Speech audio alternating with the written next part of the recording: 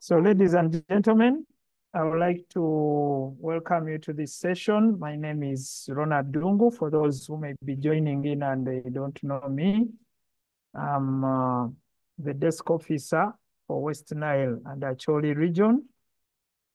And as that, I represent the PS, I represent my commissioner in the region.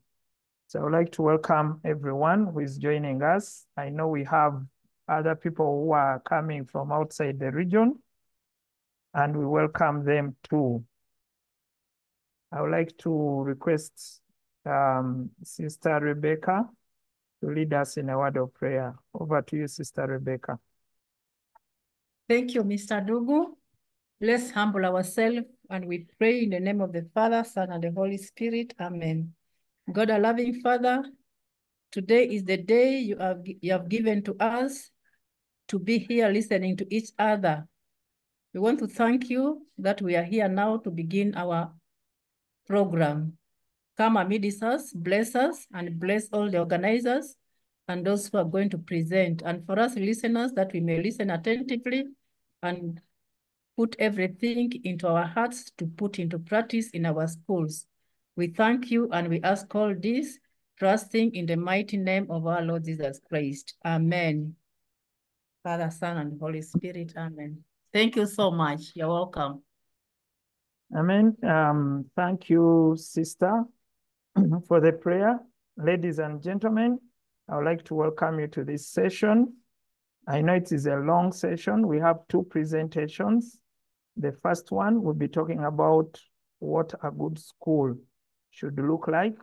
And then in the second session, we shall delve into the Sustainable Development Goals.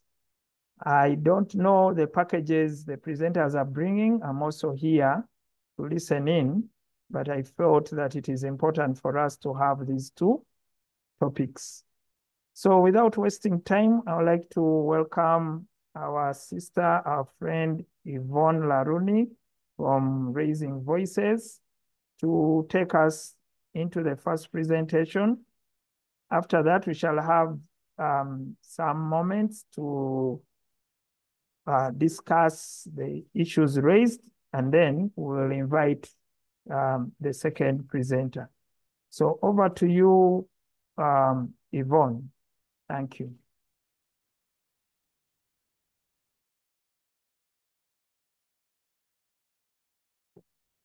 Thank you so much, Mr. Dungu, and good afternoon, our head teachers. I hope you're having a good day. Can you see my screen? Yes, we can see you, Yvonne. People have been requested to mute their microphones so they will not be responding easily. Yes, we can see your screen. All right. So today, today we are going to talk about a good school. And sorry, I'm just having a few challenges here with my technology. It's something, it's saying a participant has closed something. So I don't know what that is that has been closed. But anyway, let me try my best. So we're going to be talking about a good school. And we chose this particularly because we are discussing with head teachers, as school administrators. There is so much that we can do to create the kind of schools we want. And so, just give me a second. I don't know what has happened today.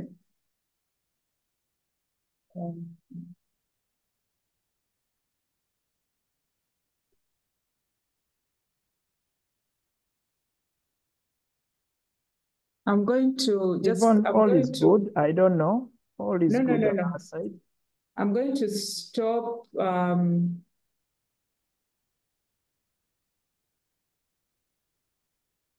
So I cannot share my screen. I think this is a screen of what you have.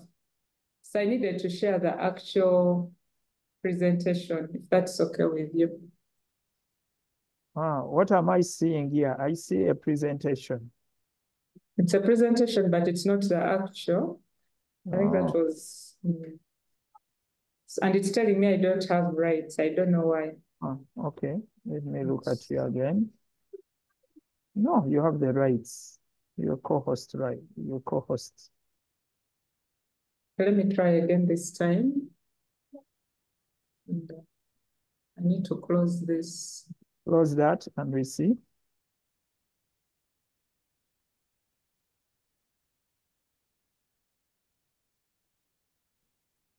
Mm-hmm.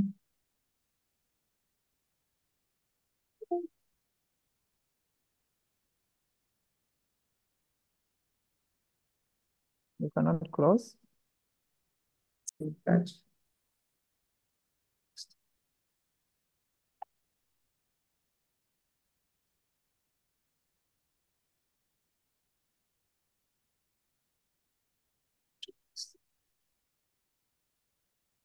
Side by side. Sometimes technology will refuse, but today we really want to focus our attention on what it means to have a good school. I know so many of us have different ideas of what a good school means. And in the interest of time, I know most of us are muted, but Mr. Dung, if you'll allow, if we can have like just some 2 people unmute and some 2 people unmute or 3 and just share for us their fondest memory of their first day in secondary school, since we are talking with head teachers. Make it brief, but that one thing that really stood out for you while you're in secondary school. Okay, maybe somebody can put up their hand and speak, then another. Since we are teachers.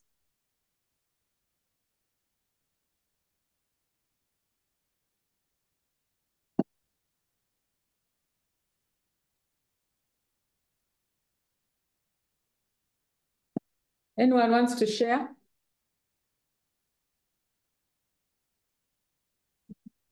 Yes, Sister Rebecca, go ahead. Yes, can you say the question again, once again?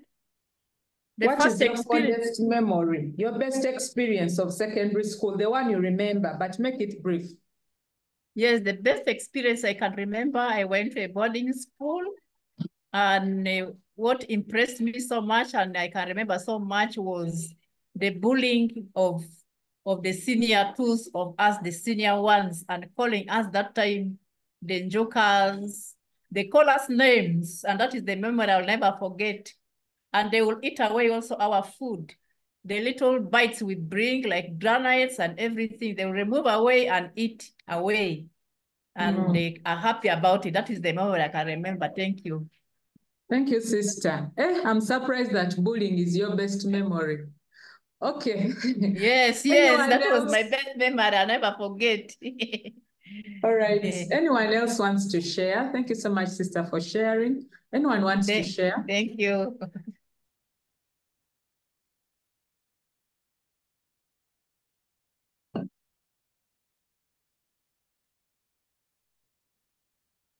No one wants to share. Okay, let's continue. So this is going to be our overview. Oh, there are 2 hands raised. You can go ahead and share.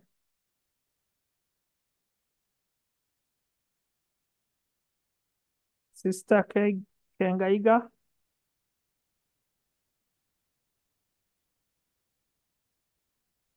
You are muted, sister. Unmute. Sister, unmute yourself.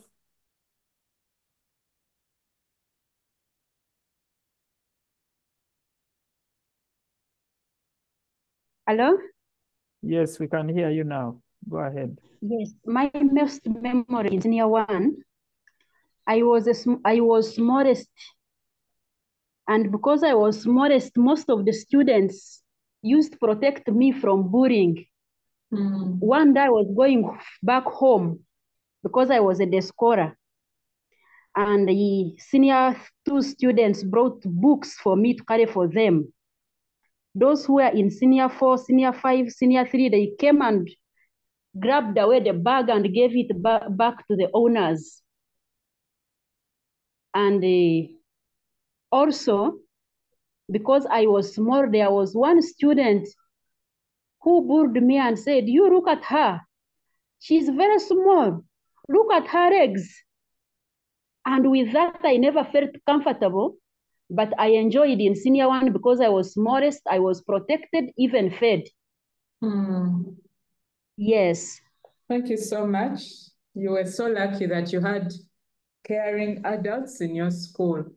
So today we are going to talk, this will be our overview briefly about raising voices, but in the interest of time, I may not even go to that slide. Then we'll talk about what a good school is, the components of a good school, and the conclusion. So basically, Raising Voices is a non-government organization that works to prevent violence against women and children. And at school, we are using what we call the Good School Toolkit to prevent violence. And at the end, I'll talk more about it.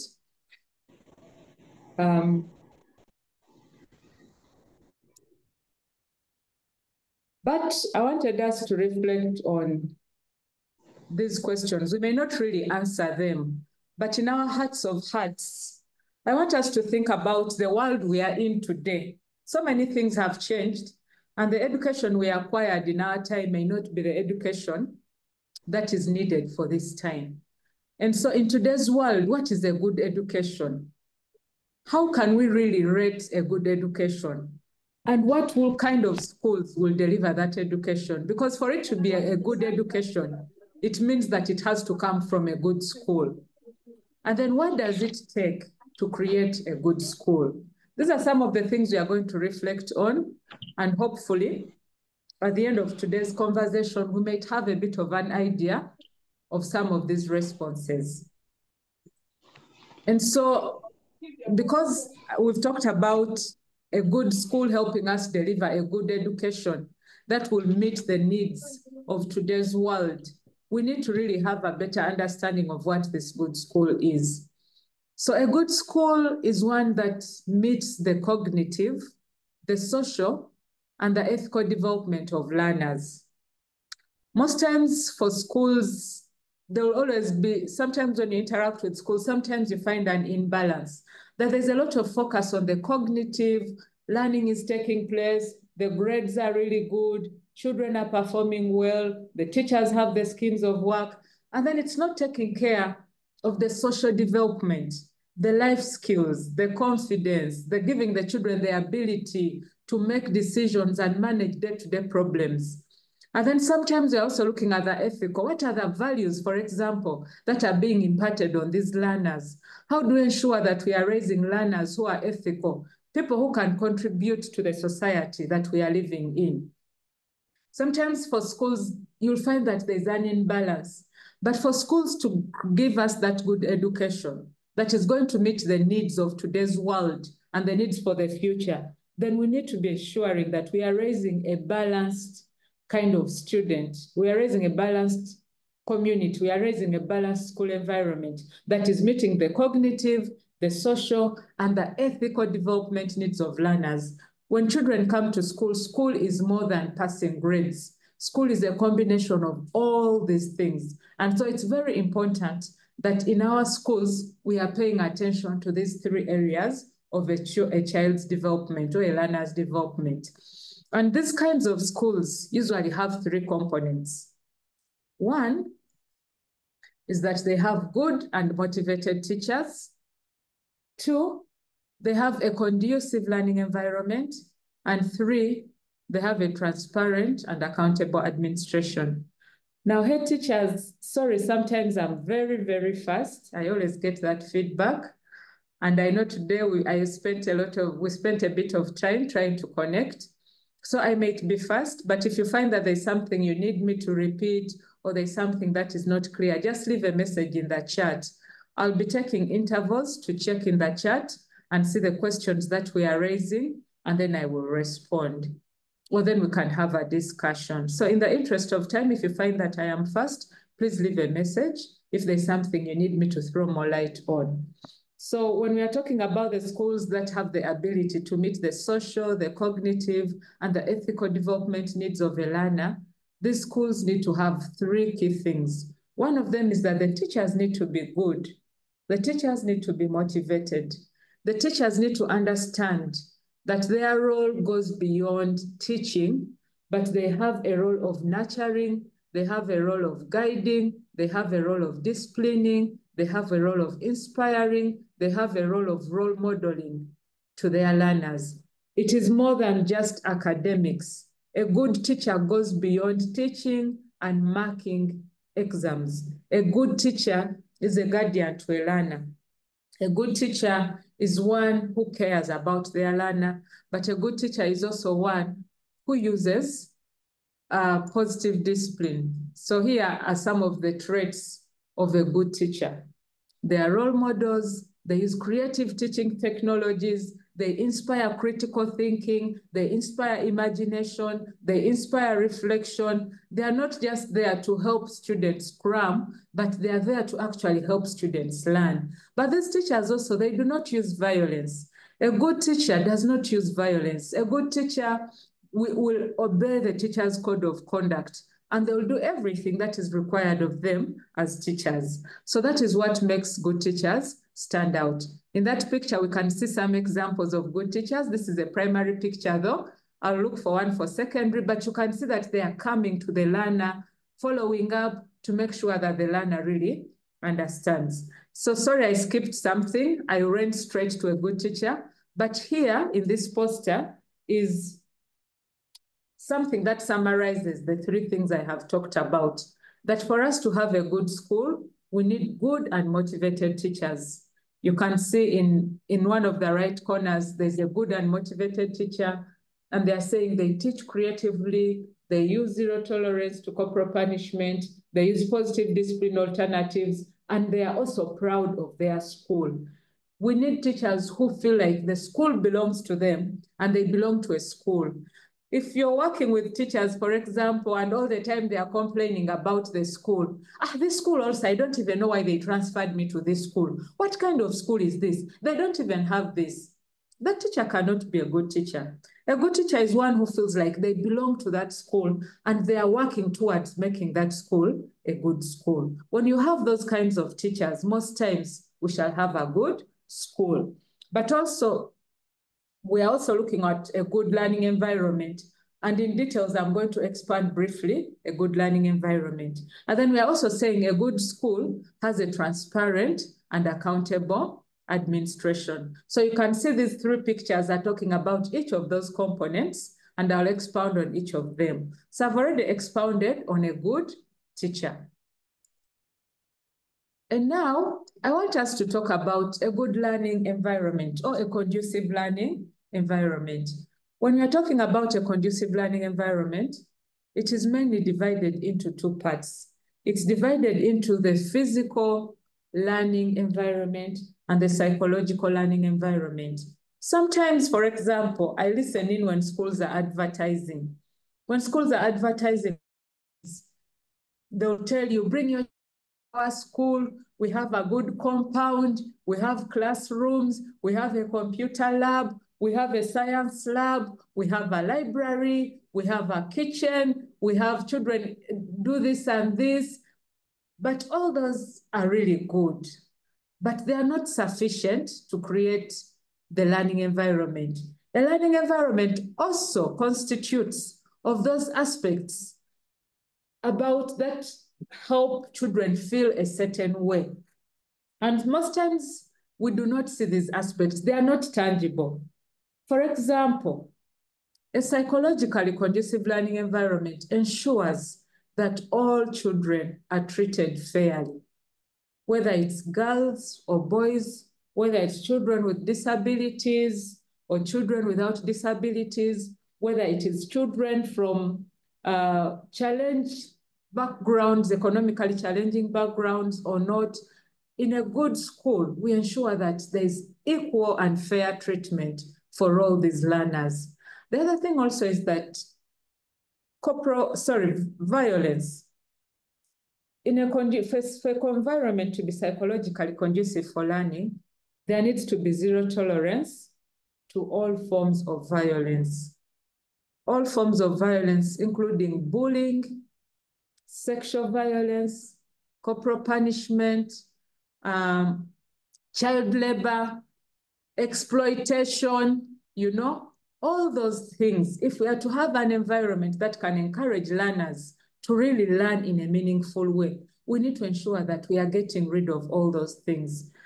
Especially in secondary school, there's a lot of bullying. And now we have senior ones coming in.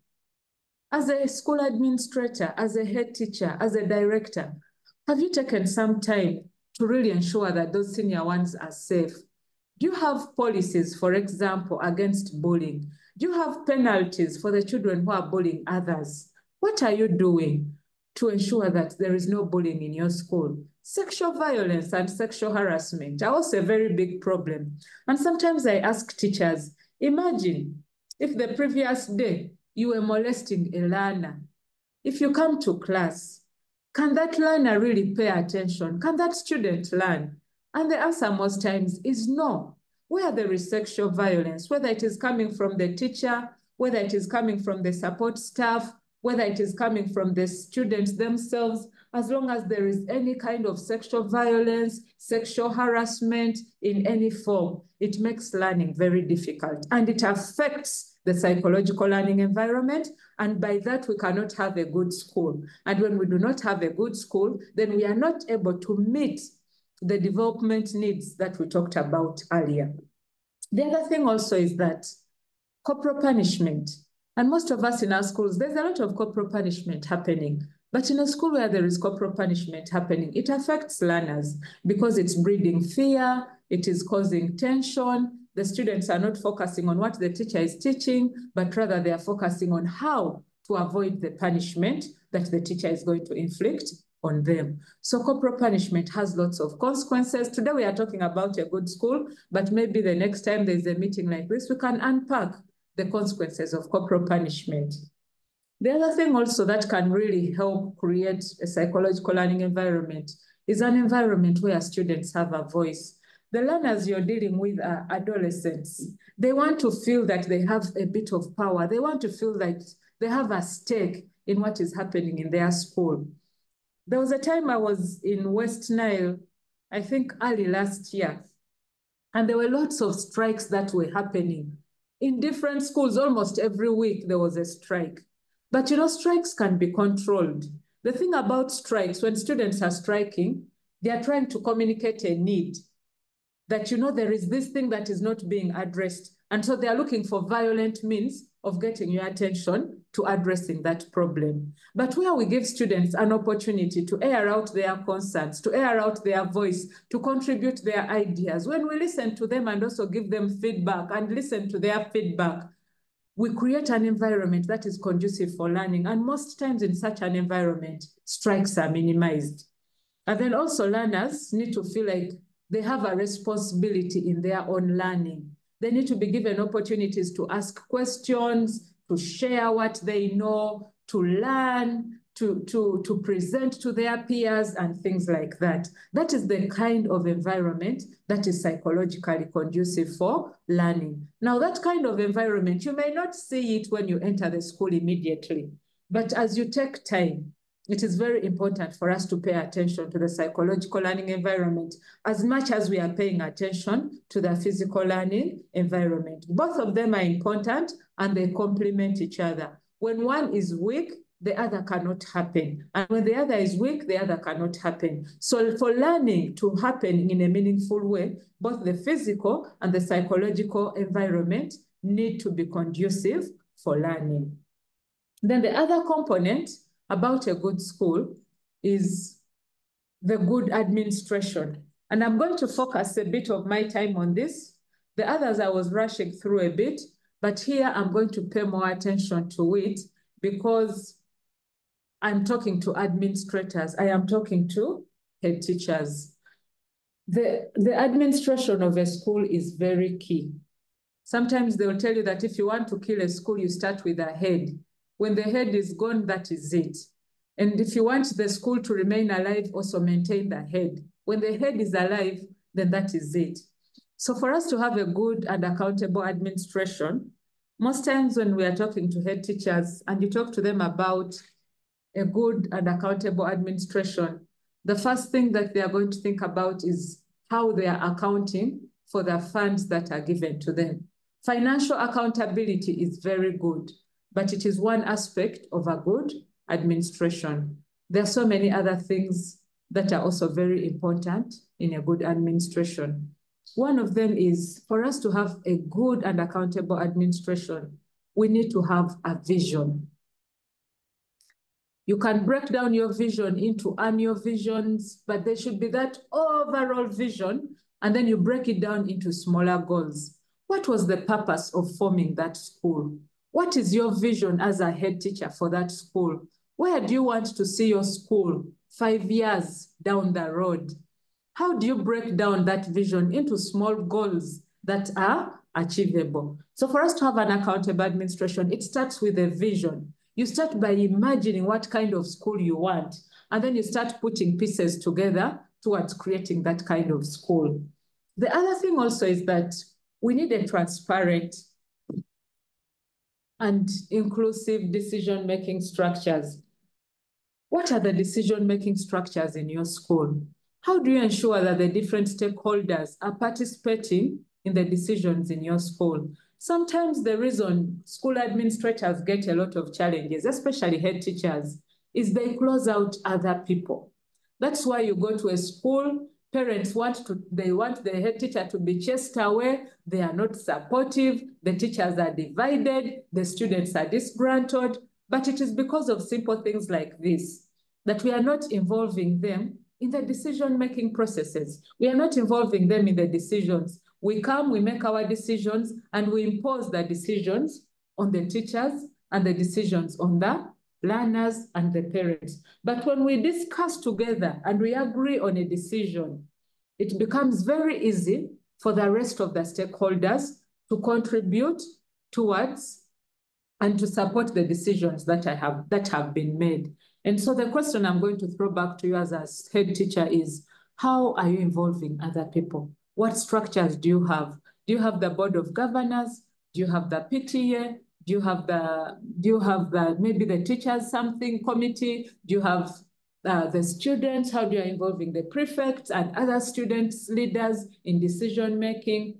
It is very important that we involve these people so that we win their trust, but also so that they can rally behind our vision and the goals of the school. If we do not involve them, it will be very difficult for them to rally behind us. And when people do not rally behind us, we cannot achieve the objectives and the vision that we have set for ourselves. Then the other thing also is that a good administration develops and enforces fair policies. Policies are very important. I know most times as school administrators, when we talk of policies, we are thinking about those that are coming from, say, the Ministry of Education, those that are coming from government. Those are important because when they come to your school, you find a way of enforcing them. But besides those policies, it's very important for you as a school to have some guidelines that govern how people are supposed to behave. The teachers need to have policies that govern their behavior.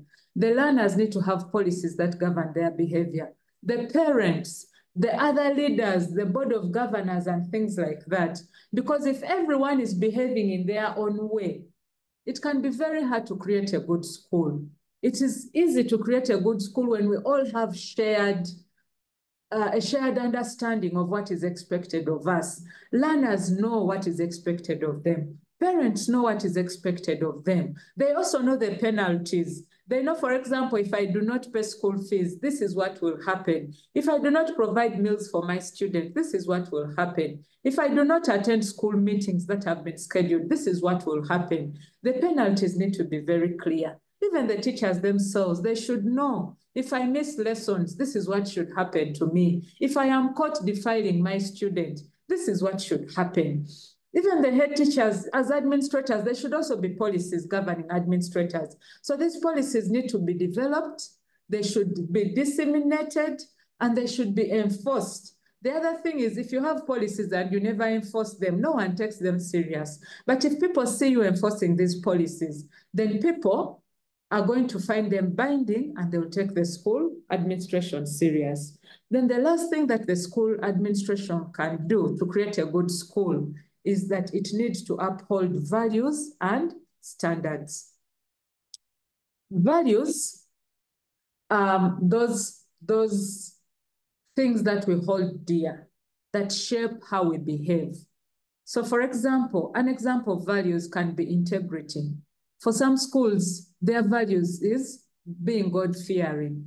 For others, it is respect, you know? And they will do everything to ensure that the head teacher is respected, teachers are respected, learners are respected, that there's a lot of mutual respect happening within the school. For some, it is maybe integrity, that people are honest and they are teaching learners to be honest. So I'll ask you as a head teacher, what are the values of your school? And how are you promoting these values? Do the learners know those values? Sometimes even in our offices, we do not even talk about it. It's very important that during school assemblies as a head teacher, now, for example, now that you have new students, you share with them the values of the school and share with them the accepted behavior of that school. If the values of that school is being God-fearing, share with them, for example, when they are needed for mass and things like that, what would be the penalties? And also teachers need to be role modeling those values. The older students need to be role modeling those values. Those values need to be pinned up everywhere on school notice boards, in the classrooms. They should be talked about on school assembly. We need to find different ways of ensuring that we are promoting values, because values, you remember when we talked earlier about the ethical development of the learner, values is one of those ways that we can ensure the ethical development of our learner, such that the students are not just passing through and getting good grades, but they are also learning things that can help them to be constructive members of the society. Then besides values, we also need standards. Standards are those high or the yardsticks that we set for ourselves, the high things we want to achieve, the high goals we want to achieve as a school.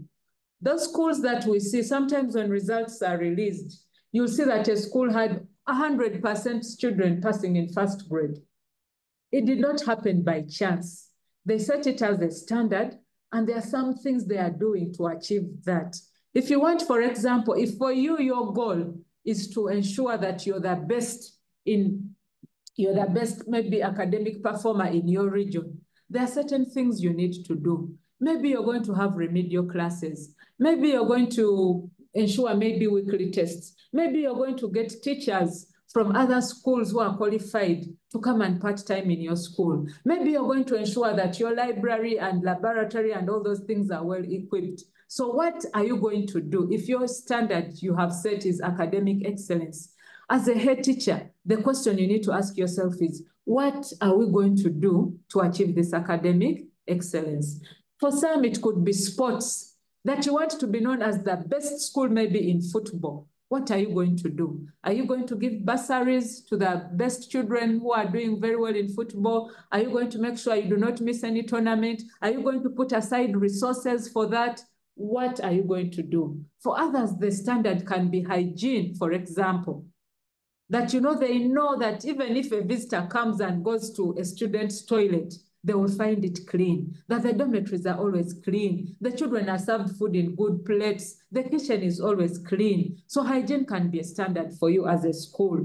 What are you going to do to achieve that standard? For others, the standard can be discipline, that everyone in that region knows that so and so, or the school X has the most disciplined learners. So if your standard is discipline, you're going to put certain measures in place. Those goals that we talked about, they don't just fall. There are things as school administrators that we have to put. Some things might be very small, others might be very big, others might require money, others might require time, others might even require you to go and benchmark to another school in another district and see how they are doing it, and you come and emulate the same. But at the end of the day, we all need to have values and we need to have standards if we are going to have a good school.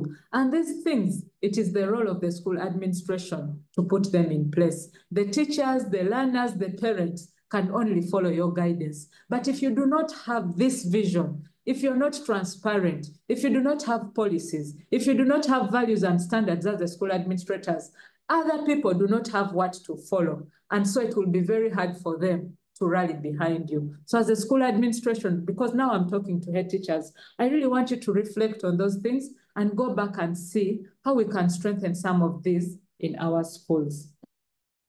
And so as we come to a conclusion, I want to give you just maybe a minute to write down from everything we have shared, to write down what you are going to do differently in your school. It can be one small thing, or it can be something big, or it could be something that maybe you have been thinking about, but you had never really had opportunity. But now this is the opportunity. You have learned a thing or two that you can improve or how you're already thinking about it. I want you to write down just 2 things that you're going to do differently in your school as a result of the session. And then I'm going to open this up and give opportunity to a few people to share what they have written down.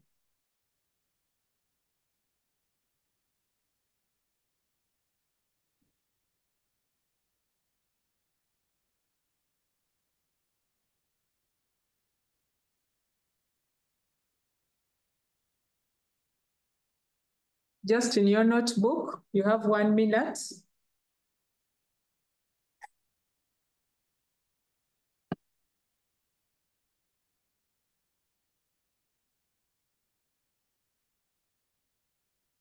I don't know if we can get some 2 or 3 people to share as I conclude. Yvonne, Yes. I've also provided a link to be filled in after this session, where there will be space for the participants to capture those Okay. 2 things among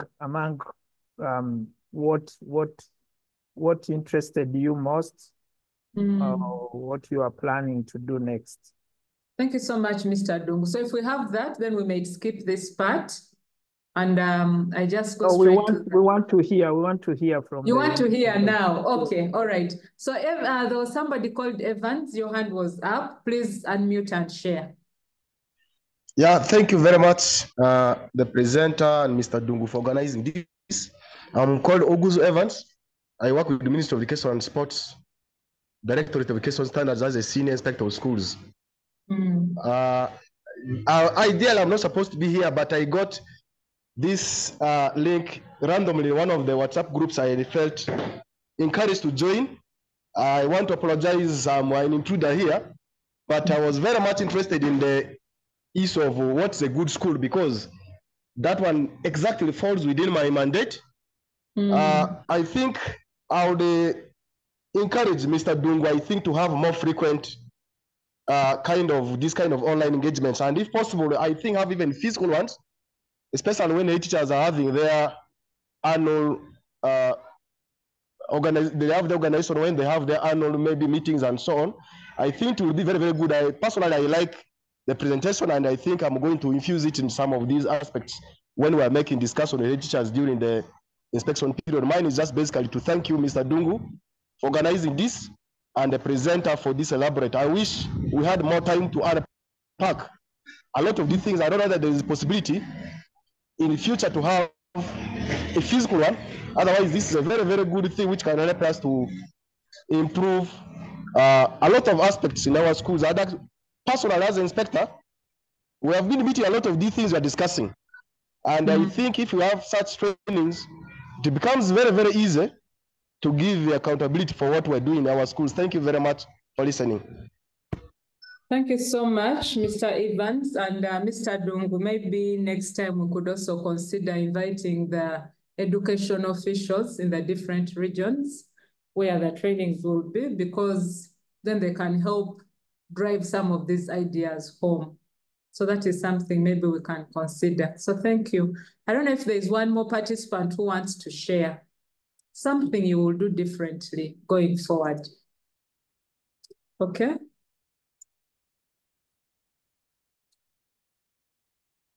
Please just unmute and share. I can see 2 hands are up. There is Kointa.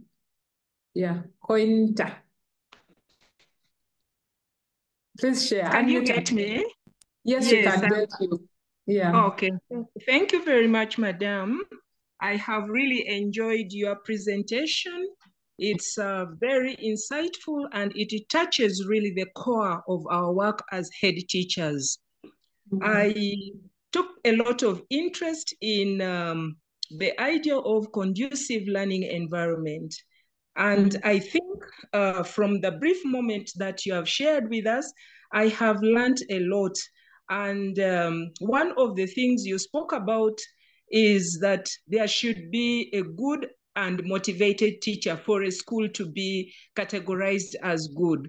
Now I've realized that a good teacher contributes to what a good school should be. And so going forward, I think I am going to do everything it takes to ensure that I promote a very good learning and teaching environment.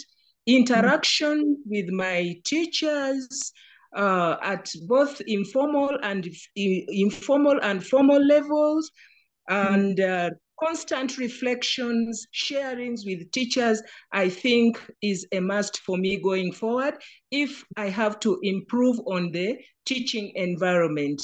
You know, we spoke about a learning environment, but for me, I think that when you provide that good environment, even the teaching environment will be okay. So since we are dealing with both teachers and learners, the environment has to be conducive for all. So I think that is what I will do, because much of the time, you can imagine from 8 up to the late afternoon, 3:30 to 4, these learners are with us. They spend much of their time with us here in school. The teachers are here in school. And so when a head teacher does everything it takes to make the environment good, comfortable, the kind of environment that both learners and teachers can freely express themselves and offer support to each other, then I believe my school will be a very good school. Thank you.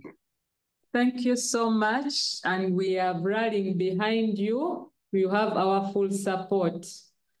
So thank you so much, head teachers. These are just some takeaways. Number one is that school is more than just grades. If you as a head teacher, your only focus is first grade, you might need to rethink, because school, when children come, we need to make sure that we are taking out an all-round student in terms of the cognitive, the social, and the ethical development. We need to address all those areas. And so for us to do that, we need a good school. That school is about how children, it's about students' experiences. Besides, they may forget about Zwange and Dava, they may forget about the Ngoni migration, they may forget about the, what is it called, the Bunsen burner, but those experiences shape them a lot. And so we need to ensure that we are giving our learners good experiences, positive experiences, not experiences that are traumatic and are going to help make them fail to perform as adults in future. The other thing also is that the schools we go to influence the adults we become. Some of you are there because of the schools you went to. If the schools had not supported you to be who you are today, you'd probably be somewhere in the market, semi-illiterate, or you could have died, or something would have happened. But you're in that position because of the way the schools shaped you. And so every time we are interacting with students, let's not only look at them for those 4 or 6 years that they are with us, let's look at them for the lifetime and the contributions that they will make to the society going forward.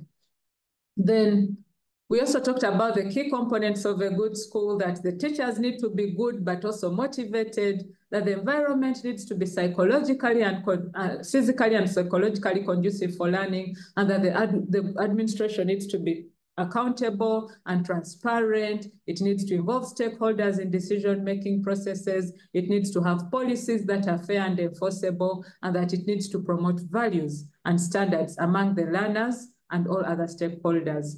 Then we also say that everyone has a stake in creating a good school. It is not only the responsibility of the head teacher. the students, the parents, the teachers, other administrators, but you're the head teacher. You're the one who gives them a vision, then they follow your vision. So if you do not have a vision, the rest will not have something to guide them, but they are all important in creating a good school. Then to create a good school, it begins with an imagination. For you first, it begins like a dream. If you want to have maybe your school to be like school X that you have always admired, you don't just wake up and your school is like school X. You'll begin like a dream and you start imagining, how can I make my school be like school X? Then you start, I think if I did this, if I did this, if we improved on this, if I started to provide this, if I asked some parents to contribute maybe 3,000 and we bought this, now there you're imagining and you're starting the process of creating a good school. So ladies and gentlemen, thank you so much for your time. To learn more about a good school, you can visit, I'll share that link with Mr. Dung, I think I already shared with you that link. So you can visit our website at raisingvoices.org. You will learn more, the materials are there, go read through, but when you go there, go to the toolkit for secondary schools, not primary. And in there, you're going to find a lot of resources that you can use in your schools to broaden these ideas. But also you can write to us at Raising Voices at info@raisingvoices.org, or you can contact us. Because some of you after this training, maybe you want to get some materials like that post I was sharing, or you want maybe somebody to come to your school and train your teachers, or you're thinking of ideas and you just need a bit of additional support. We are really open to working with you. Please reach out and we shall support you. The Good School Toolkit is currently being implemented in 500 secondary schools. At the moment, we have 400 active secondary schools. And in Northern Region, we are in Arua and Lira and Dokolo only. But maybe we are not yet in your district and you're interested. So you can reach out and we can send somebody to train and also get you involved and see how your school can also benefit from these ideas. Thank you so much, ladies and gentlemen. Mr. Dungu, I submit. Thank you, Yvonne, for that wonderful presentation. There could be one or two questions before we move to another presentation. Somebody was asking about the presentation, and in our attendance form, you will include your email. So then we'll pass on these emails to Yvonne so that we can receive that presentation. I'm sure, Yvonne, somebody wants to refer back to the presentation to make sure that they make a good environment, or they do a session for their teachers. Any quick question for Yvonne? Of course, she has given you her contact. She has given you her email. Please feel free to reach out to her.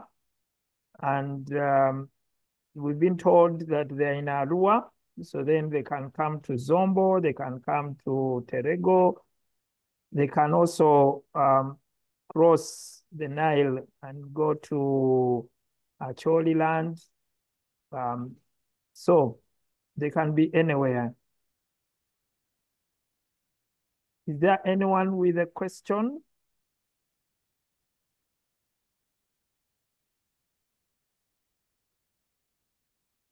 Okay. If a question comes about, please put it in the chat.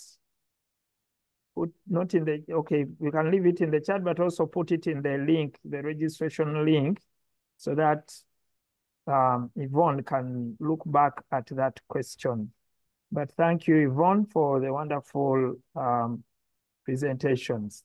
And definitely those who are online in your different regions, in your different districts, we expect you when you have your ASHU meetings, when you hold your meeting, district meeting, please take off time and share with the rest of the colleagues on what a good school should look like. But people cannot follow you unless you present yourself in the same way. So they should be able to visit your school to see what a good school is as you talk about it in your different districts. Let me just find out if our next presenter is online. Please raise your hand. I was trying to reach them on WhatsApp to see if they are. Raise your hand if you are our next presenter. Yes, comrade. Ah, okay. I am not so sure if I'm audible. You are audible, but I need to find you so that I can make you a co-host. Yes, I can find you now, Maurice. Okay.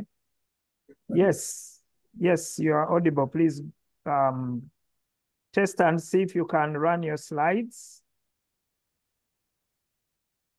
I want to test and see if I'll be able to. Are we losing your voice? Is it visible? Yes, it's coming. Yes. I can hear everybody. Okay, your microphone is seemingly far from you, is it? My microphone is clear. Okay, now we can hear you. Please take the floor. Is it? Or it's my voice that's a bit low? Yeah. Thank you so much, Comrade Dungu. Once again, it's an honor and a privilege to be here. I'm not very sure if if the members can see me. We can see you. Your microphone, maybe you will raise the voice a bit. My microphone is a bit low. Okay, we'll go with that. We'll go with that. Better? Yes, it's better now. Yes. Thank you so much, Comrade Dungu, and to the gallant head teachers present this afternoon. In a very special way, as Umoja Conservation Trust, we salute you. It's an honor and a privilege being a part of the education journey in Uganda. Ours is to play our simple and honest role of getting head teachers, non-teaching staff, and students to participate effectively and in depth when it comes to SDGs attainment. So, Mr. Dungu, I do not know how much time I have, because that will guide me on how quickly to move and then how to calculate my time. We have an hour, which is good. Okay.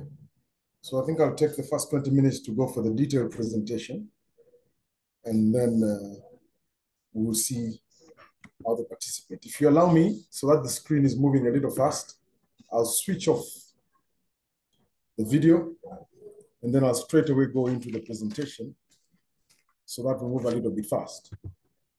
So Umoja Conservation Trust, who we are, an entity started. Mr. Dungu, is it moving? Is the slide moving? The slide is not moving. Internet connection is unstable here. The slide is not moving. The slide is not moving. I'm not so sure what could be wrong,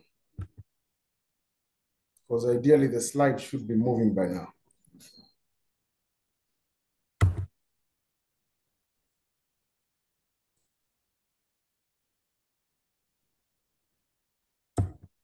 We are still on the first slide.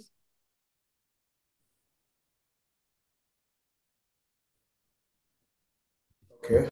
Okay. I think it's because of internet. It takes it moves slowly. Yes, it has moved now. So basically, this is the presentation flow. We look at the international legal frameworks that we need to follow. Of course, we all know SDGs came right after the Millennium Development Goals that were 8, and there were 17 in number, purposely to solidify the uncompleted works of the Millennium Development Goals. When you look at the national agenda, we are not short at all of acts, policies, guidelines, and regulations that can enable us to implement the SDGs. If at all anything, We have all it takes in terms of acts, guidelines, regulations, and yes. All we need now is to swing into action. As you can clearly see, members, 13 with 1, climate change, 2, sustainability, and 3, empowerment. So in a nutshell, it's not by accident that teachers, in this particular case, head teachers, as the accounting officers, as the schools of captain, as the captains of industry, taking charge in the journey of attaining or achieving SDGs. It's not by accident that this is being discussed. In Uganda, we made a presentation of the same in the recently concluded COP28. And I want to thank in a very special way Comrade Dungu for mobilizing the teachers of West Nile and Acholi. They are the first teachers in Uganda, probably in East Africa, to embrace the journey of implementing SDGs. So without taking much of your time, 13, as clearly seen from the screen, the 17 SDGs are directly linked to climate change, are directly linked to environment sustainability, are directly linked. I would love the members available to mute so that we do not have any interference.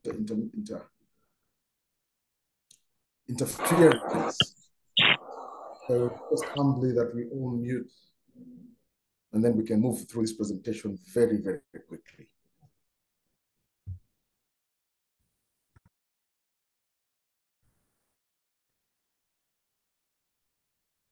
What you see, member specific, this presentation, the gist of this presentation and the role that head teachers can play is largely on understanding why head teachers and teachers have a role to play, justifying the kind of roles they have to play, and more importantly, charting the way forward.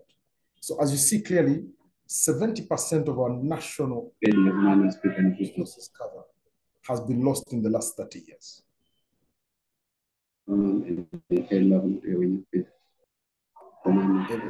Or Patiko Secondary School, please mute. Patiko Secondary School, kindly mute so that we can all be on one page.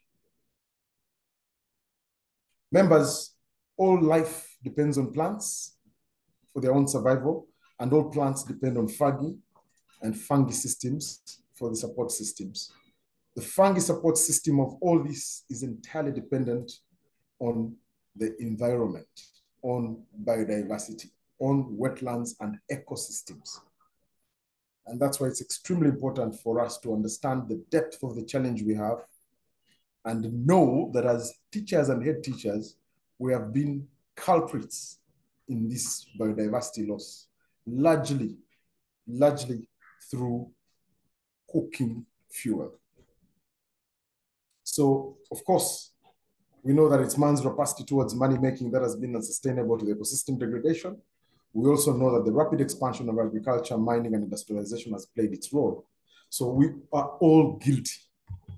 All of us are guilty. What you see before you is a sad picture of the current state of our natural ecosystems.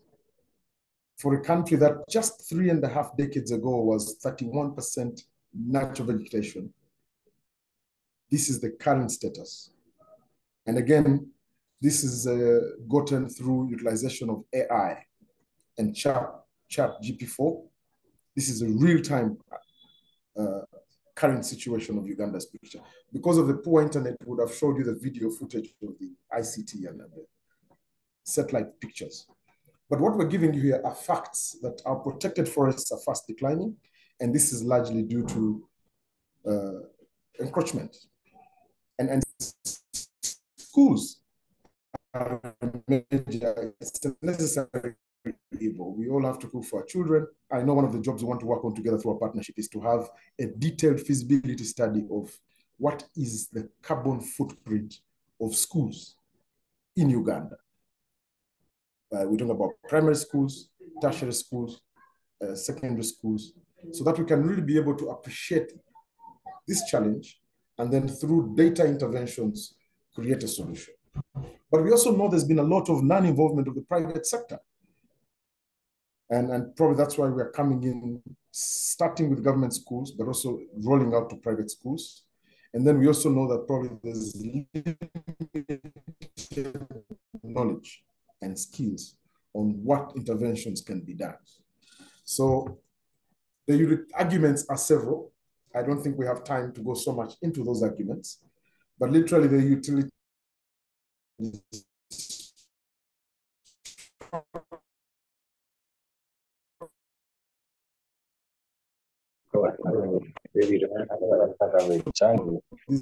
ecosystems is because of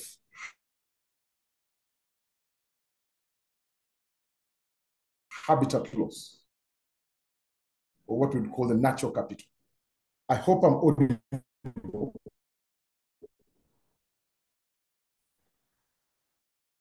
We tend to lose you. We tend to lose you, but we pick. Dradley William, we tend to lose you. You forgive me. I think we have a challenge with internet connection. But proceed. We have a proceed. challenge with internet connection. Proceed. From we where shall add two together. Yes. So the utilitarian argument is very clear about this. Limited availability of knowledge, limited tree planting materials, limited human resource. Of course, this is an oxymoron because when you look at schools, ideally schools are the fountains of knowledge. Schools are best for human resource. Schools should actually be the answer to this utilitarian argument of why we are losing biodiversity and natural capital.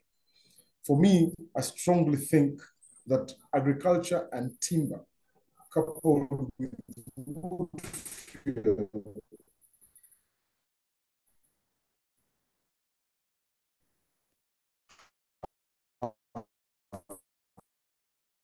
the leading source. Uganda's GDP is 52% nature-based, and teaching staff and students is critical towards providing solutions to the climate disaster we have. And because 52% of this is nature-based, you'll find that approximately more than half of the sustainable development goals can be achieved as we attain or as we implement the SDGs. So you look at it as stopping natural forest degradation, looking at it as plant early yielding varieties, look at it as promoting sustainable utilization of natural resources,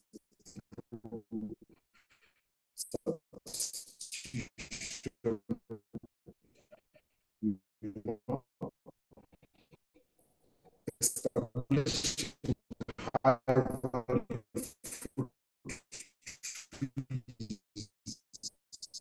like bamboo,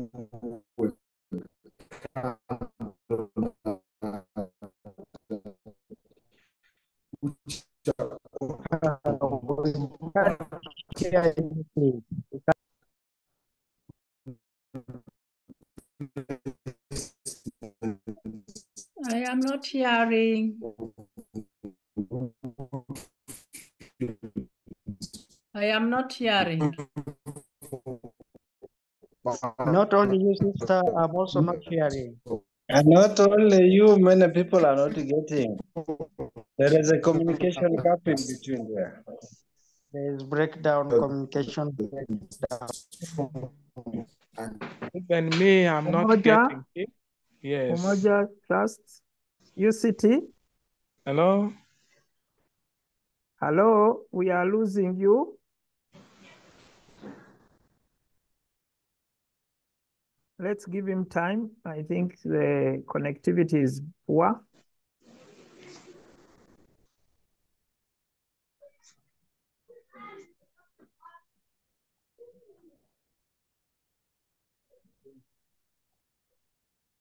I think he's going to come back.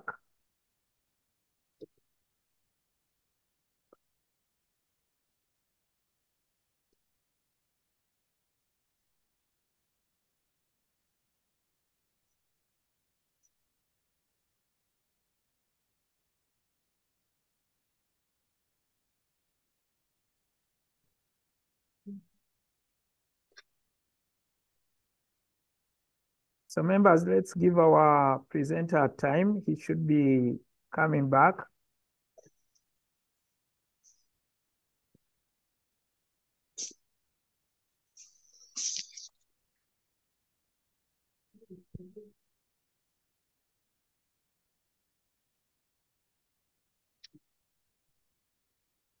What we'll do for now is to switch off all the videos.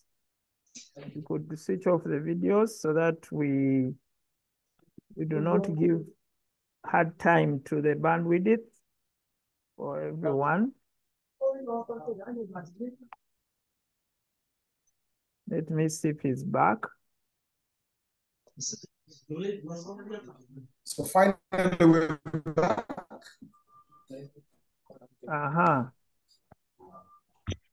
So let's try. Are we back? Yes. You seemingly are back in style.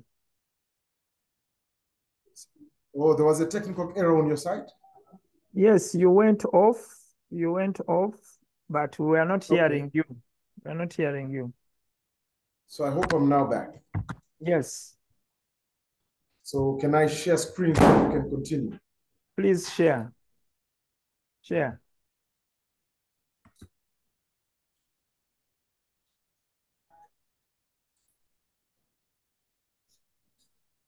It's taking a little while, but it's loading.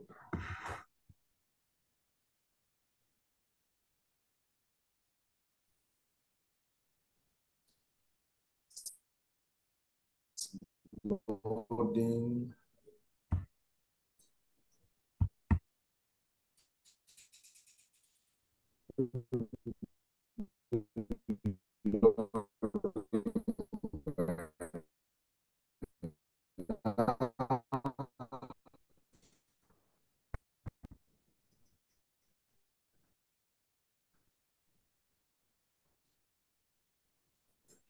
Closed caption transcript is being generated.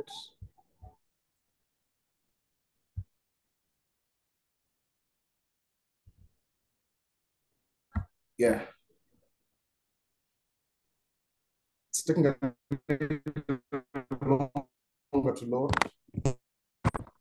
It's a little longer, but I think there you have it now. Yes, we have it. Members, are we there? Yes, we are now. Good.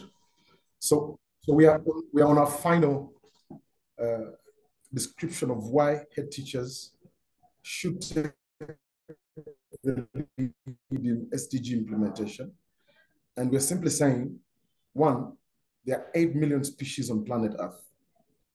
And as seen from the Apollo 8 on 24th December 1963, man is the most intelligent of the 8 million species. And as such, we're a double-edged sword. We've been responsible solely for the destruction. And I think the duty and onus is upon us to be the same people to clean up that mess.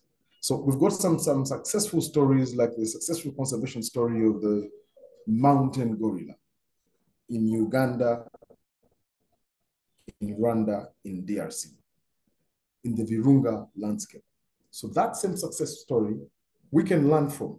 We can coin, follow, and then effect in schools in Uganda to be a major learning curve, implementing journey for the Sustainable Development Goals implementation in schools.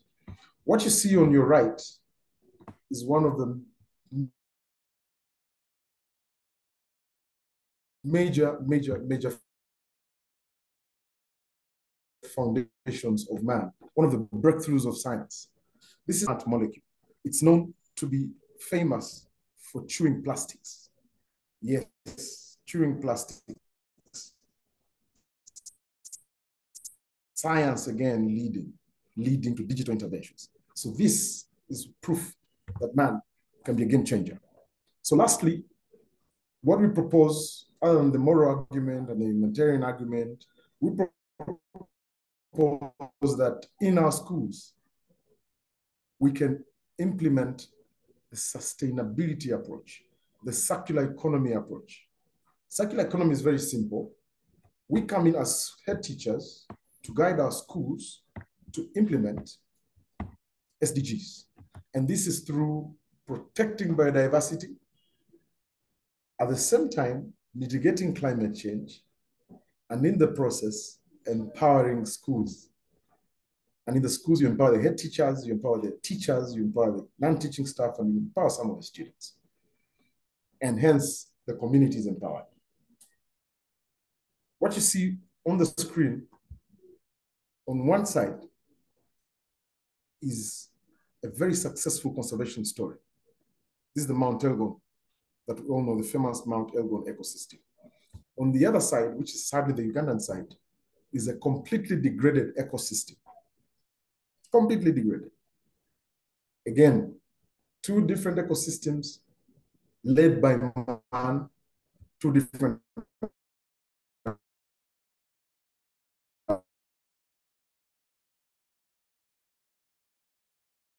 outcomes. So this brings me to sustainable development. The development that meets the needs of the current and present generation without compromising the ability of future generations to meet their own needs. And if you can see clearly, this definition was determined not by me, but was determined in 1987. And this was done by a group of United Nations experts. That time it was called the World Commission on Environment and Development. So, as teachers, do we have this phrase in our day-to-day management? As teachers, I like the presentation by our first friend from Raising Voices. You laid a good ground. I like your key postures of education is not all about academics. Education, it's about natural resources. So this, for me, is a definition we ought to understand. And once we understand it, we ought to implement using our ABC plans. What are some of the natural challenges, the national challenges that of course become global challenges? Most important is population growth. With population growth automatically comes limited resources. With limited resources, you've got to realize that you've got to be prudent in your consumption. The limited resources are long and wide, but most critical of all is the energy needs. I can assure you that 20 years ago, Uganda's school-going population was less than 6 million. Today, as we speak, Uganda's population, at least for the school-going age, is 15 million plus. That's more than a third of the population. So what does that show? You have a growing population, it leads to limited resources, puts a strain on your energy needs, increases CO2 emissions, directly affects climate change and biodiversity loss, and in the process, degrades our environment. But in here lies the solution. And that's why the head teacher has a critical role to play. So this presentation is not by accident, it's by design. And it's not a kind of presentation we can make in an hour. This is a session that needs probably a day or two, and it's got to be physical. But I felt that we should take this chance and just understand what role we have to play as head teachers. Science has a major role to play in this. One, we head teachers must lead. And we must lead both the science and non-science teaching staff to produce new knowledge. But as we produce the new knowledge, we know that it's extremely vital for us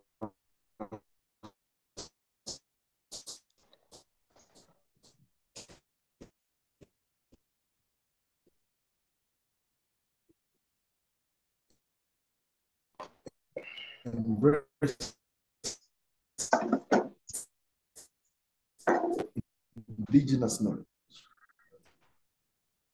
Africa, we have an of taking advantage. So lead in terms of solutions and novel technologies. Technology is extremely important in this, ladies and gentlemen. I would love to hear, I wish we had enough time, but probably at the right time with the right support and funding. Would want to visit some of the schools that are leveraging on AI, blockchain, machine learning, ChatGPT-4, ChatGPT, Sura, and so on and so forth, to be sustainable in their schools? How are we using technology as head teachers? How are we using technology to be able to guide our students to know that this is how much energy loss I'm having as a school? This is how much carbon footprint I'm having as a school. This is how much carbon sink I need to prepare. This is critical, extremely critical. In fact, it kind of shows me that there's need for our head teachers to probably go back to school and get solutions for the current problems. Because as we move forward through AI, through machine learning, through blockchain, these are things our teachers were not for 20 years ago. And it would be wrong for us to think you can be a teacher and provide solutions when you have no idea. I envision a future whereby our youngsters are in class, with us, they are teachers, and we, the teachers, are bringing our years of skill, our years of knowledge, our years of experience. And the youngsters are bringing their AI learning, their blockchain, their innovation. So we're all co-creating. I envision this. And I don't see this being done anywhere other than in schools. Critical ecosystem species conservation.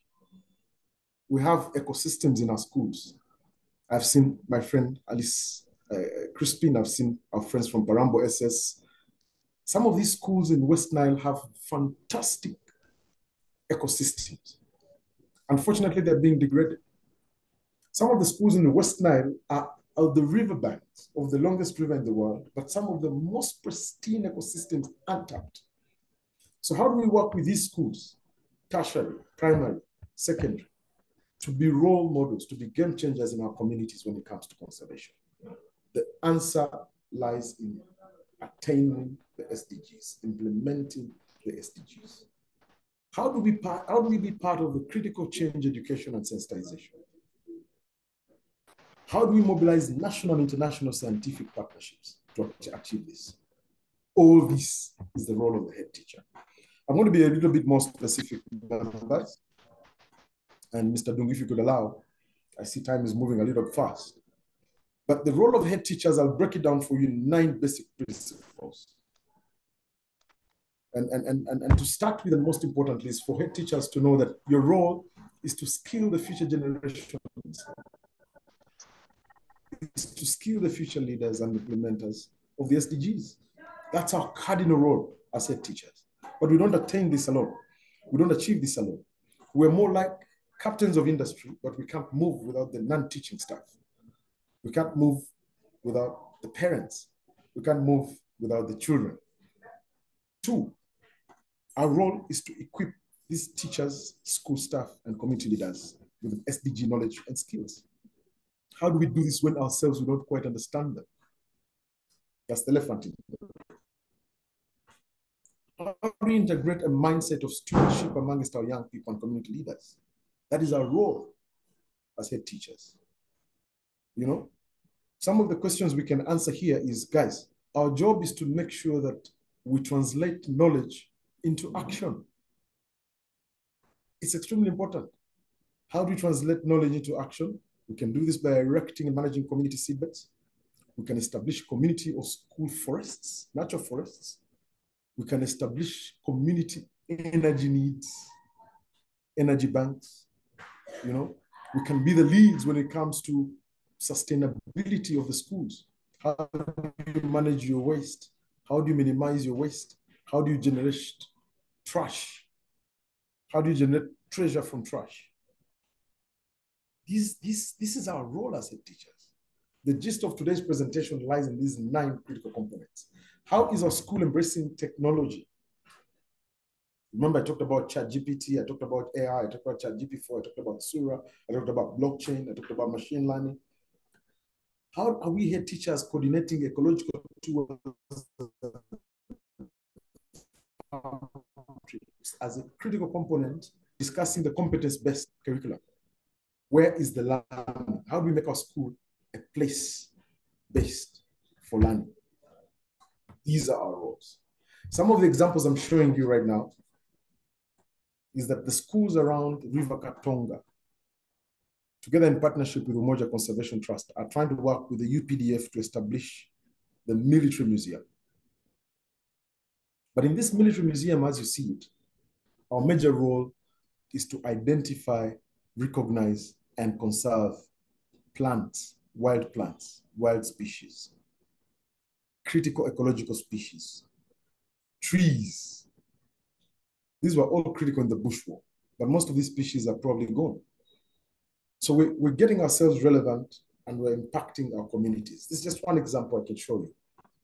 The role of head teachers. Yeah. In the trees that we've talked about as head teachers that we're planting, I'm trying to move in the interest of time so that I'm not so boring. How useful can these trees be? We talk about high value fruit trees, top of the range is bamboo, candle nut, macadamia nuts, medicinal trees like Prunus africana, well known for cancer and COVID-19, and many other medicinal trees. So the teachers, again, led by the head teachers, can actively engage in growing these trees through establishment of seedbeds. These seedbeds become practical bases for the students. These seedbeds become dependable and reliable source of raw materials. And then we now have income for the teachers. We now have sustainable wood fuel supply. Then we establish forests. These forests now become source for ecologists for some of the schools around the West Nile. In particular, some of the schools around Lake Victoria, some of the schools around some of these natural resources like the gorilla landscape. Schools must be part of the ecosystem protection, but in a sustainable way. Success stories are all over the world, friends. What you see on the left is the Garden of Eden in Madagascar. They have planted orchards, medicinal trees. We can create industries championed by our schools. Industries in these regions championed by our schools. This is House of Academy.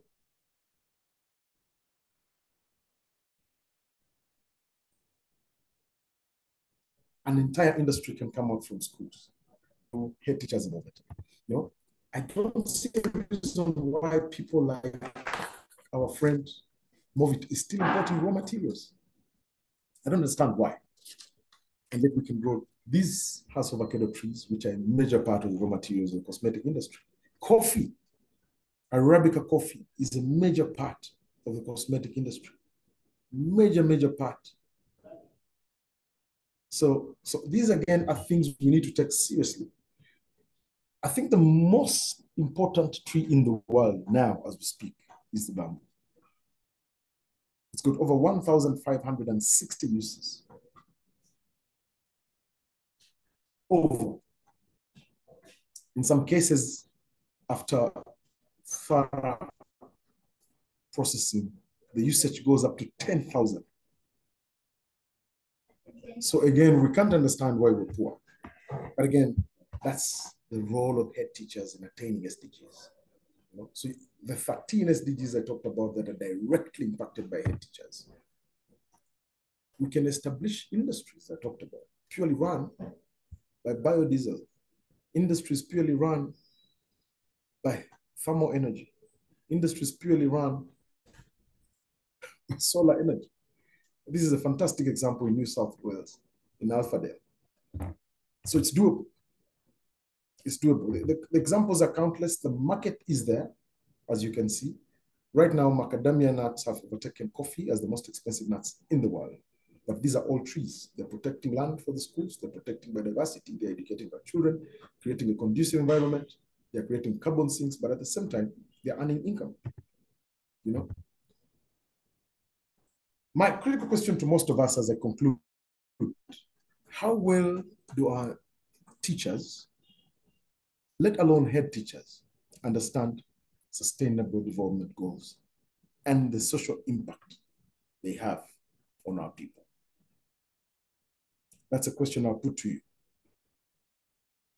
But it's extremely important. What you see on the screen are the interventions we have had as Umoja Conservation Trust in various parts of the country with limited to no funding. We have grown trees and established forests in Wanyange Girls. Madam Deborah is a fantastic example. In Busoga College Mwili, our friend before leaving, Mr. Mbalule, can testify to that. with little to no funding, but with partnering with the private sector. But we're saying it shouldn't be this all the time. If schools can be able to ascertain how much they're spending on wood fuel every year, and then invest a fraction in establishing their own woodlots through establishment of nursery beds. Wanyangi was spending close to 23 million every year. Now they spend zero. Actually, they earn from selling firewood to sister schools. That's teachers taking lead in attaining SDGs. Teachers, head teachers, what's your carbon footprint at schools? Climate change is widespread, it's rapid, it's intensifying. What's your role in this? Every day in your submissions on your assemblies, how are you impacting? How do you move from mere activism to real interventions? Head teachers, you've got the solution. The statistics are alarming. We don't have to waste time in research. I think we've had enough research. As Umoja Conservation Trust, we've participated in the National Bamboo Strategy. We have participated in the National Candlenut Trees Growing Plan. Trees like mangoes, jackfruit, guavas don't need any research to grow in your areas. I think we have no excuse as head teachers but to take lead. It's extremely important, very, very important, that we start turning our trash into treasure through waste management and also make some money out of it. This can only be achieved by head teachers taking lead. It's important that we also know that if you plant these trees to 50, 80, 100 acres, in 4 to 5 years, you'll not only be having your own source of wood fuel, but you'll be earning income, money. We don't push this a lot because it's not really important and it's not our most immediate, but it comes as a, by the way, passive income. So, friends, I wouldn't want to take much of the time, but as teachers, your role is to make sure that our generation is not remembered as a generation that watched by as we distracted ourselves, but to be remembered as one that played their role and conserved and protected the biodiversity for future generations to come. I beg to submit, ladies and gentlemen.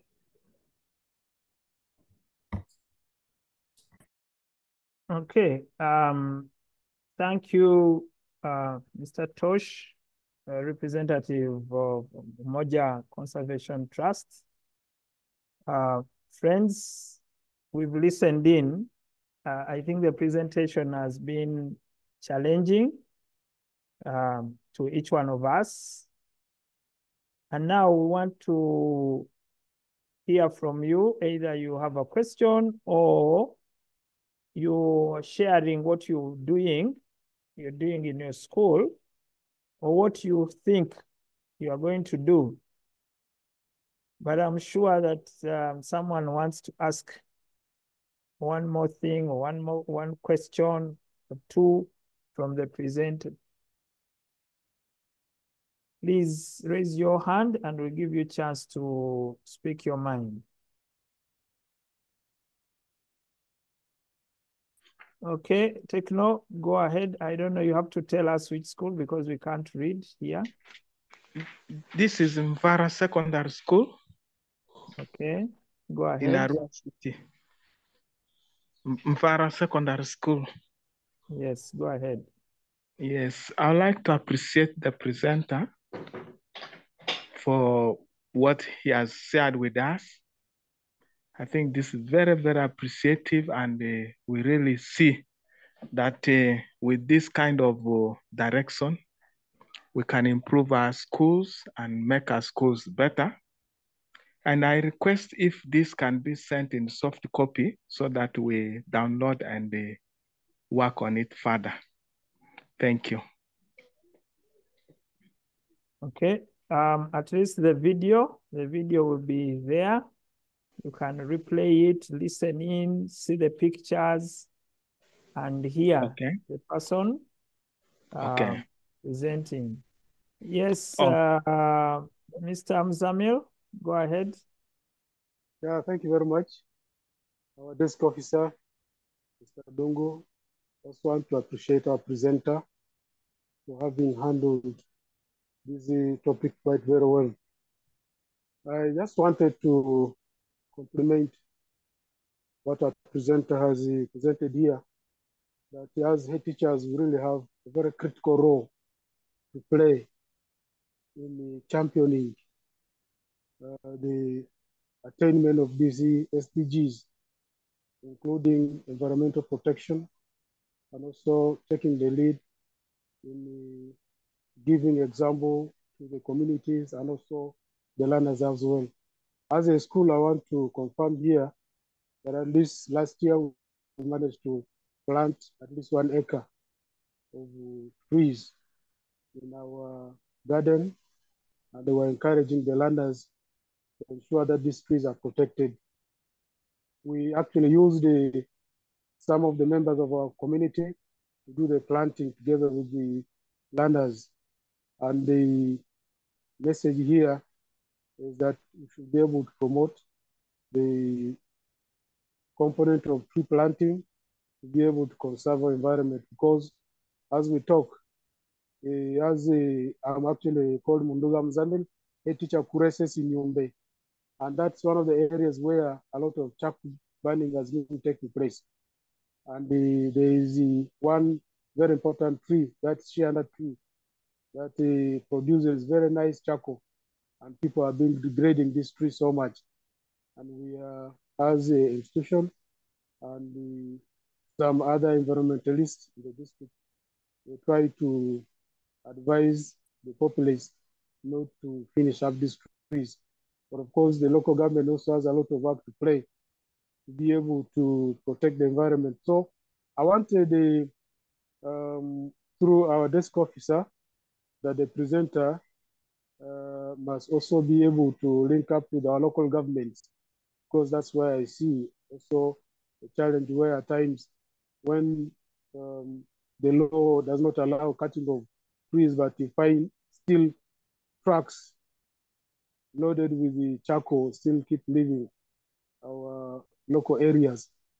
So this would actually be better if we work as a team with the local political leadership, because as an institution, we're a very small component, but the bigger image, the bigger issue is that our local government still not be doing enough, if any.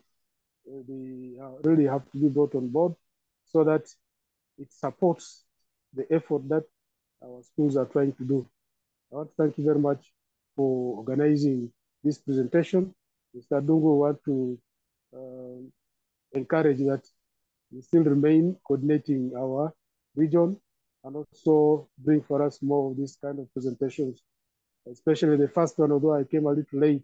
But I think, as you have said, this presentation is going to be there in the system. I think it is going to help us change. I would also have to appreciate that this year, the results that came up showed some improvement. That is because of the interventions that we have made. Thank you very much. Okay, thank you, Head Teacher Kuru SS. Ladies and gentlemen, you listen to the concept of a good school, and a good school cannot be one of those that cannot protect the environment. A good school cannot be that school which does not teach the communities what to do to support environmental conservation. I'm happy to hear about the 1 acre, and on our platform, please keep showing us the growth of these trees so that we know the hard part of growing trees, but also enjoy the good part when the trees come up. Sister Rebecca, please go ahead. So much, Mr. Dungo. Thank you so much, Maurice, our presenter, for this wonderful presentation. Mine is in St. Mary Assunta Girls Secondary School. We're already in it. We have about 10 acres of teak trees, woodlot. We're already harvesting it, and also we have sold some of them already. It was planted some 10 years ago, and so we have wood fuel and we have also enough to sell. But unfortunately, this is only one piece. But with this presentation, I am just moved, and we are going to move forward to put in more species because we have covered the land 2 years ago, and we are going to put now more species, variety of them. And our compound is also living and is green. We have variety of plants, fruit plants. We have seed plants, and so we are in it. I'm requesting that the presenter gives us not only the video, also the notes, so that we can help to improve our community as well, and also disseminate the same to the teachers. I submit. Thank you very much. Thank you, sister.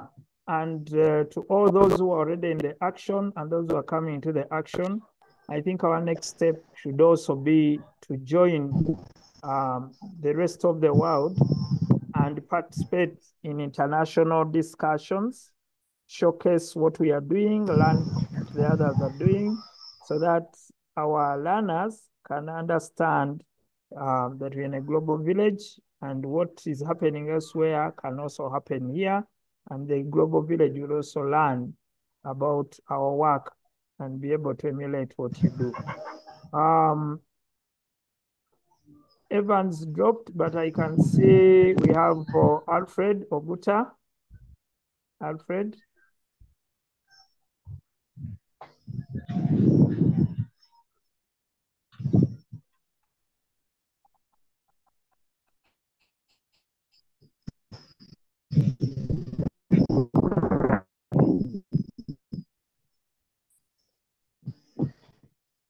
Alfred dropped also. Evans, you're back. Please speak. Yes, yes, thank you, Mr. Dungu, for the initiative. Mine is from the perspective of implementation of the lower secondary curriculum. From the field experience, very many schools are having challenges with the implementing of the project work. And I believe that if head teachers can go and share this with the teachers, teachers can develop very interesting projects which can help them to carry out that implementation part of the project work. Otherwise, very many teachers, I think this is a cross-cutting issue. It may not really be specific to some individual subjects. Geography, agriculture, biology can have very many projects arising from this kind of initiative. I'll just advise teachers, head teachers, to go and share this kind of information with the teachers, and then from there the teachers can go around to look for projects which they can carry out as far as the implementation of lower secondary curriculum is concerned. Thank you. Okay. Yes, thank you, Mr. Mpuku. I tried to talk, but I didn't unmute. Sorry. Okay, now speak. Speak now. Yes. Yes, thank you very much. I would like to thank the presenter for the wonderful sharing. Good environment in the school, good teacher, and also the SDG. Definitely, we have a lot to play. In fact, I came in late. I regret and apologize. I saw the message late. However, last year already we had 2 acres of trees planted, and then we had. Please speak about the school. Give the school so that the presenter gets to know.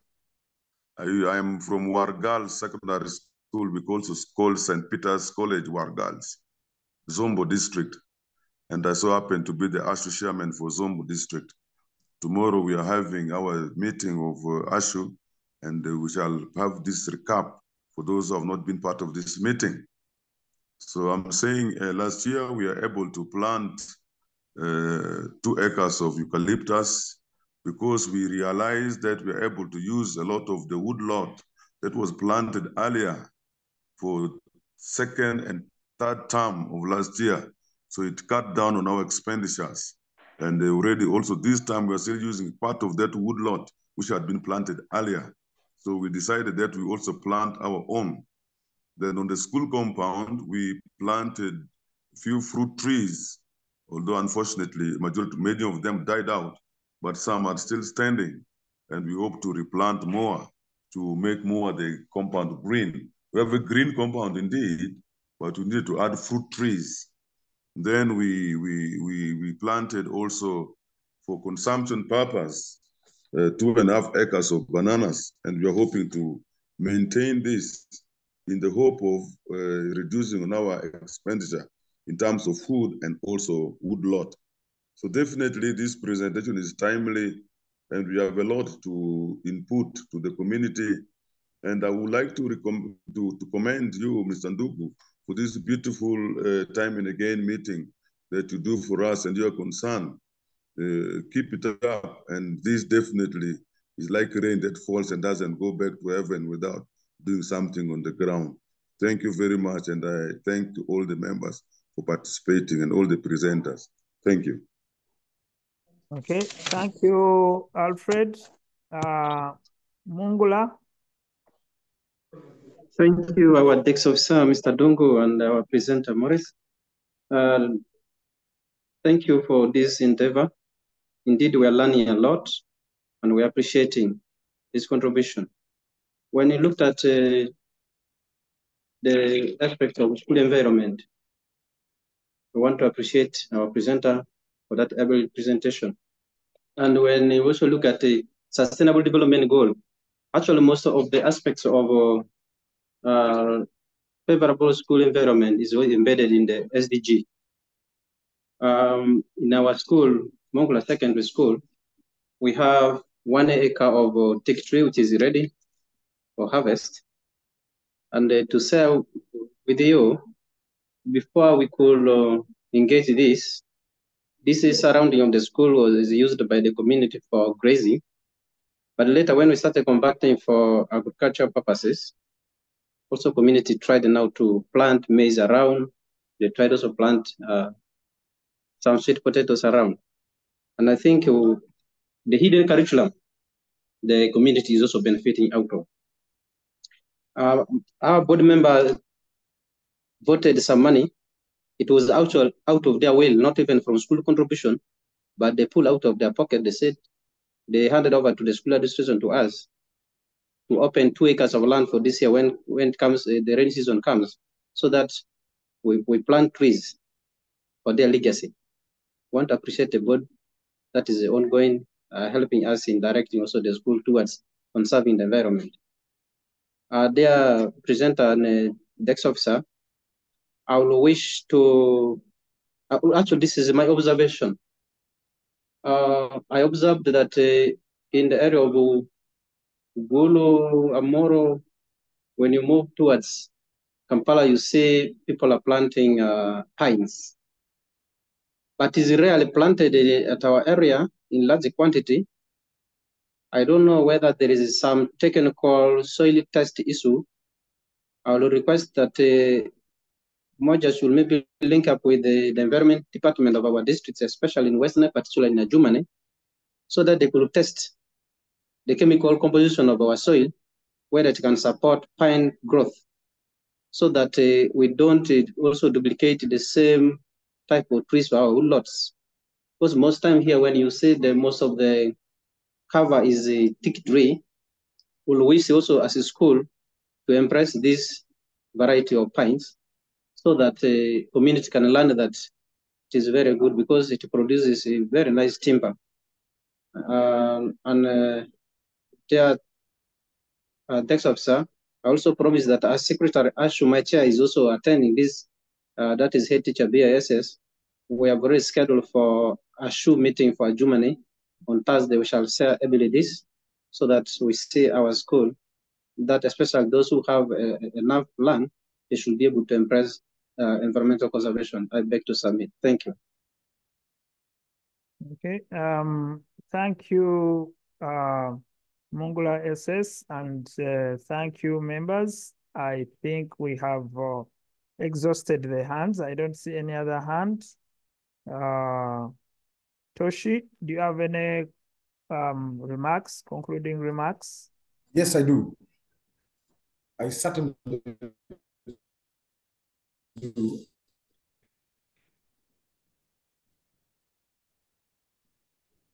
I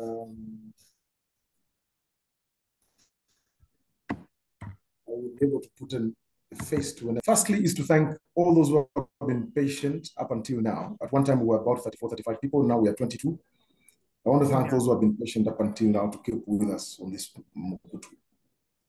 Two, I would like to appreciate all those that spared time to listening. Three, and more importantly, members and head teachers, environment conservation it's a hard job. It's tiring.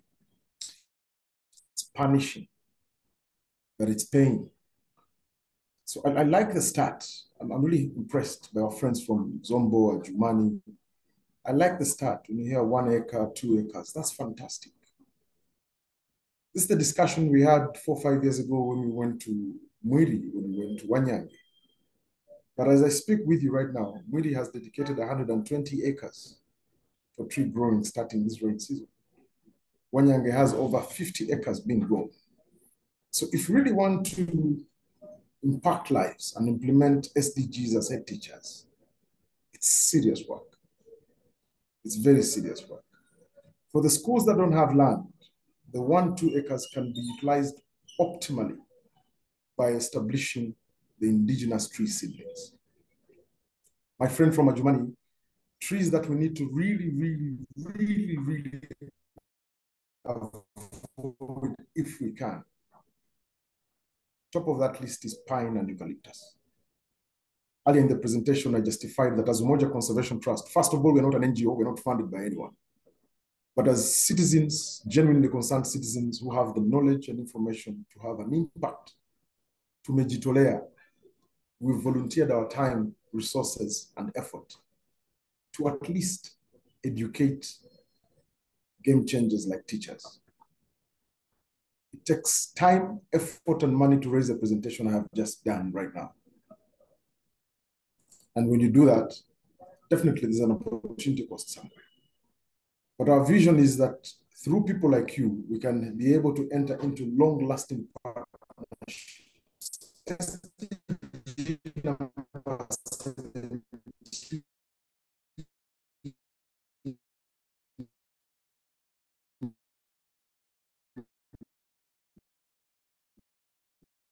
It's called sustainable partnerships. It's not there by accident. The desk officer together with the ministry, I would want and I would love ASHU to really work as a team. If there are ASHU meetings and you're getting people together from an entire region, then we would come together with the ministry and have meaningful discussions and presentations.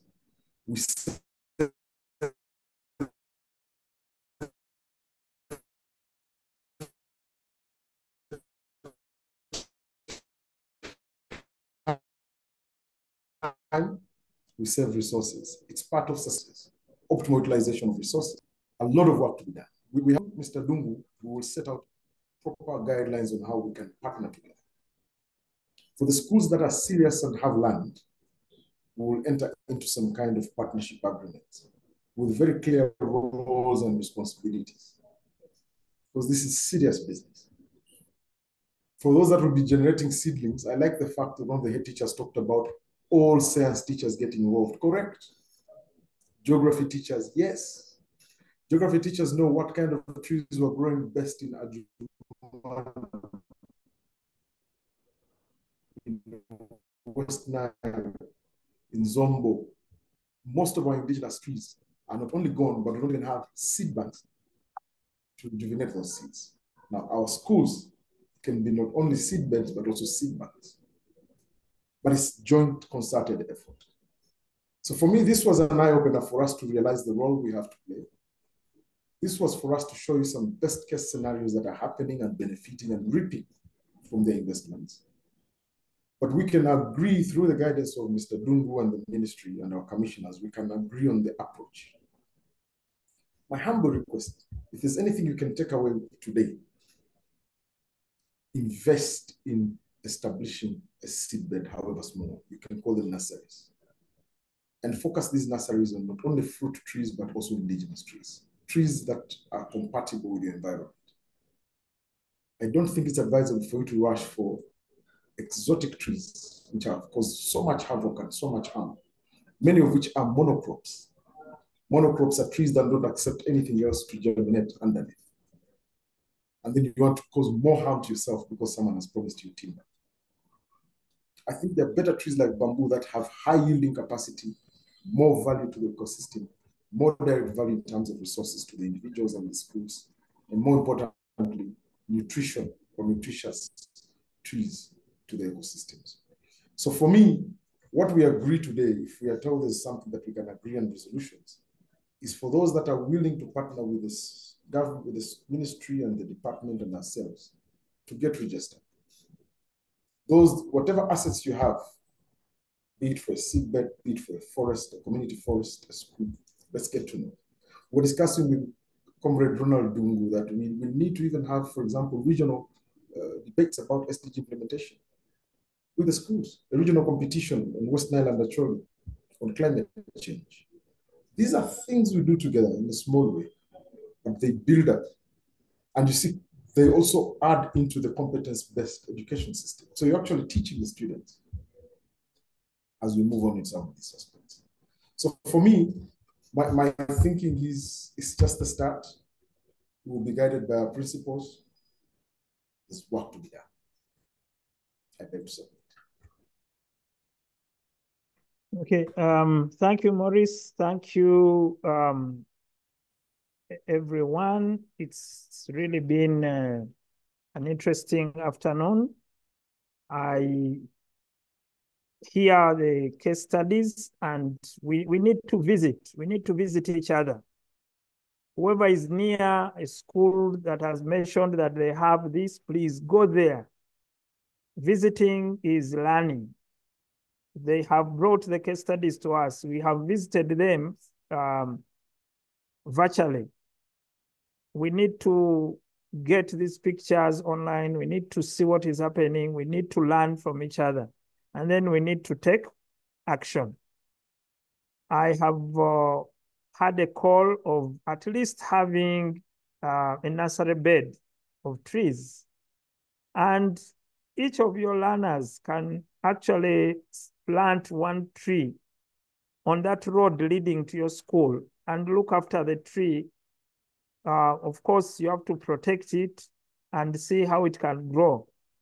But you might discover that in a few years, people are going through a forest to enter your school, or they are finding your school in a forest, and the atmosphere will be quite different. The beauty will be very clear.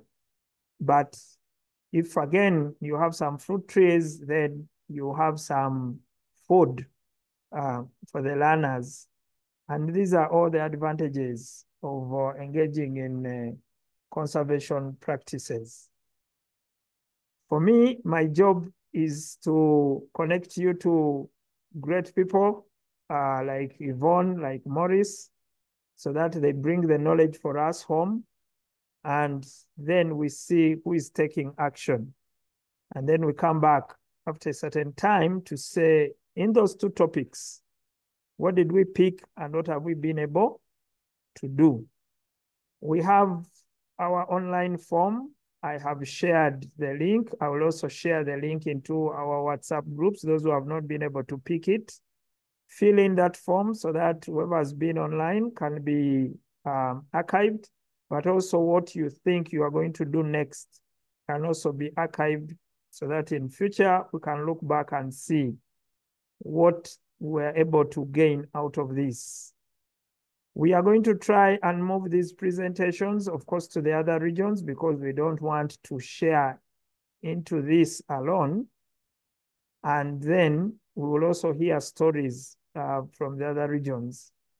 But let us remember that we need to have action after every presentation. In the evaluation form, I've requested you to mention any other topic that you think we need to talk about. Then we shall look for the right person to come and speak to us. We would have loved to have this every first Monday of the month, but let us see how this goes, especially if we have to move to the other regions also so that the same presentations can be made. But I, as an individual, I'm so happy that we are able to meet this afternoon. It's work in progress.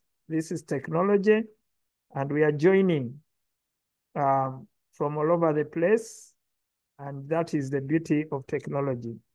So I want to wish everyone a good week, and let us continue working on these two topics and other topics. May I request one of us to lead us in a word of prayer. Just open your microphone and pray for us as we go. Please go ahead. Father Alfred is offering a prayer in the name of the Father, Son, and the Holy Spirit. Lord God, our Father, we thank you for this evening, and we thank you for your blessings. We thank you for this interactive moment you gave us. All good things come from you alone. We ask, Lord God, our Father, to bless the entire team and bless the sharing, that we are able to implement what we have talked about, and give us the wisdom to lead the schools that were entrusted to us and the work you have put in our hands, that your glory may be manifest. Without you, nothing is possible, but with you, everything is. I thank you, Lord, for listening and granting my prayer. May Almighty God bless everyone and be glorified. In the name of the Father, and of the Son, and of the Holy Spirit. Amen. Amen. Thank you, Father. Maybe those who are still online can put on their videos so that we see you as we close.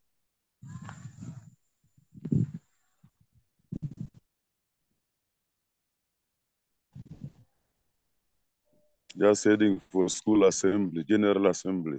General assembly, good.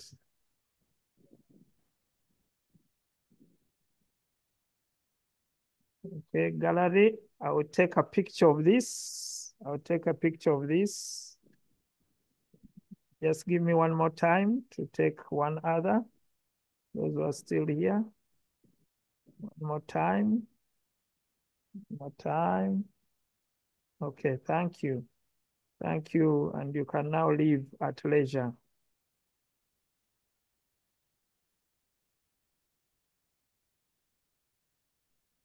Is the Dema Justin Thomas? The teacher blesses.